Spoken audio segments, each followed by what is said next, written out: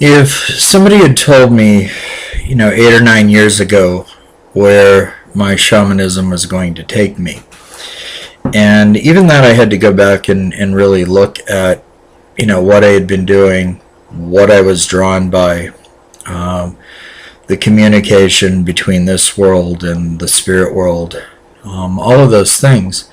I really had to do an examination of it before I would own the term. But then again, in my 30s, somebody called me an artist for the first time, and I was like, oh no, take that back. That's not me.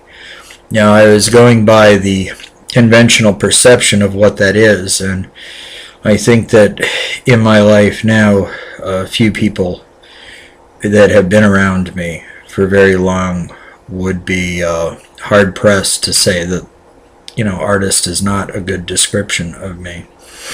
Um, Occasionally some moron will, just to be nasty or something, say something with regard to, my art is bullshit. But, those things, I used to have like a really thin skin when it came to that kind of crap. But in looking back also at that, the opinion of other people never stopped me from doing what my inner calling was dictating I do. It may have slowed me down. I made a decision a few years ago that people like that had to go from my life. They're people being people have many facets, and not all of them are good. And sometimes somebody loves you, but they love you in an unhealthy way. And, there's a lot of envy and resentment and things like that tied in with it. And it's absolutely absurd with me. I'm like the last person in the world that you really want to envy. I mean, happiness is within everyone's reach. You just have to make a decision that that's what you're going to do. You're going to go for it. Happiness is your own responsibility. The whole thing with martyr complexes and self-pity, and the pity pot is a toilet. You get on it, do your business, get up, wipe, wash your hands, and move on, and let the next person come along and do it. But there were a lot of people early on that didn't really get, and this isn't a world that should understand the concept of the trickster. I mean, the Discordians always got it. But it's a different type of shamanism. And, they say you're a reflection of your life experiences, and also your spiritual ones. And mine have been quite a combination. I mean, I've been to 44 countries. I've lived outside of the U.S. I was in the military for 4 years. I was in the corporate world. I certainly did my share of outlaw behavior for a number of years. And fortunately, I woke up from that. But getting back to, the surprise of everything for where I ended up, I woke up one day and realized that my life had become a toilet. The people around me were not what I would consider to be decent now. As a matter of fact, I didn't then, and kind of looked at myself in the mirror, and I'm like, oh, how the mighty have fallen. But being a reflection of people I've known and a lot of my experiences, not all the experiences were good, and not all the people were doing the right thing by themselves. I am grateful that I had a foundation early on, being a native of Key West. There were always a lot of hippies out on the beach, and oddly enough, my father took me to my first little, you couldn't really call it a drum circle per se. There were about 3 or 4 drummers and just a bunch of hippies out on the beach in Key West before the Monroe County Sheriff started coming down and rounding them up for vagrancy violations. But in my travels, I certainly explored shamanism, and I'm one of these people that I will come across truth and kind of incorporate it into my spiritual philosophy. It wasn't until later on in life that I discovered the alchemical within the setting of fires and what that was about. And I used to turn to some of my friends and say, I have absolutely no idea what I'm doing.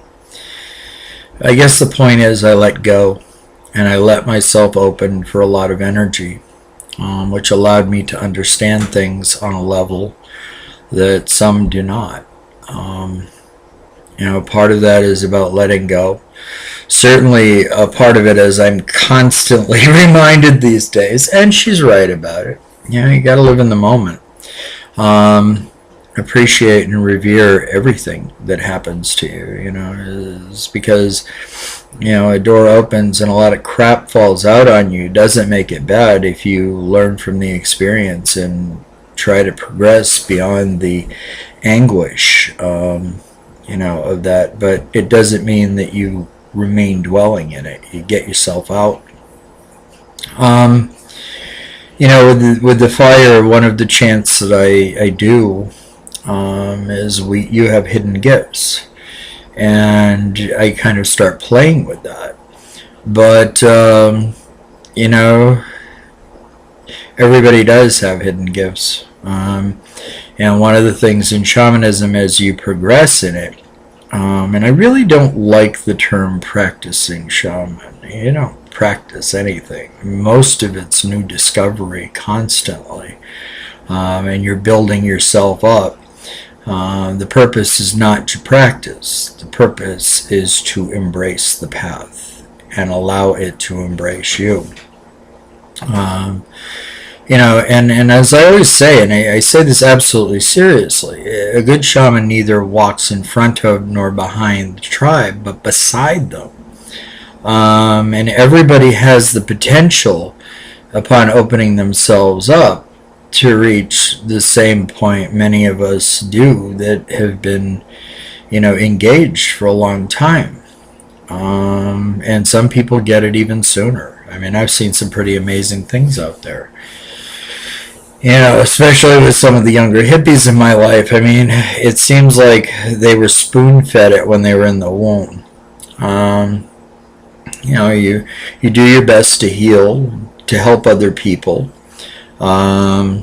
You're certainly working with energy, and that energy is a beautiful thing when you have, all the oarsmen rowing in the direction of spirit. For years, it was only been a year since I started playing the drum. And I guess, it's about ego, certainly. I was like, I can't suck at this, And Anotaki did an activation on me, some vibrational voodoo and an attunement. And after he worked on me, I picked up a hand drum that night, played a couple hours. And the next time I picked up one, I played for 10 hours. And I've been playing ever since. The chanting, working with percussion instruments, dancing I did for 25 years. I have a really hard time. Like, occasionally friends of mine will say, let's go out, let's go dancing. I can't really do the canned music the way that I used to. And so I really try to avoid bars and nightclubs and stuff like that, unless it's a paid gig. That's really it. I would rather hang out with my friends. But a lot of people come to me and say, essentially what they're asking is, well, how can I get involved? Well, come out, start playing.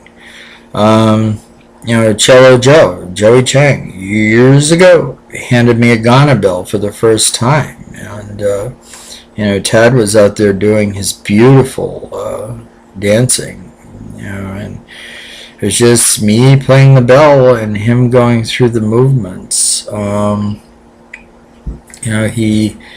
He's an amazing dancer and very much connected to spirit.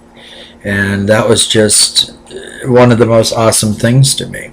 And so I really started at that point, with different percussion instruments, because being a dancer, I had a sense of rhythm. But I at Woodstock encountered two kids that told me the same thing. One was in his, I don't know, late teens, the other early 20s.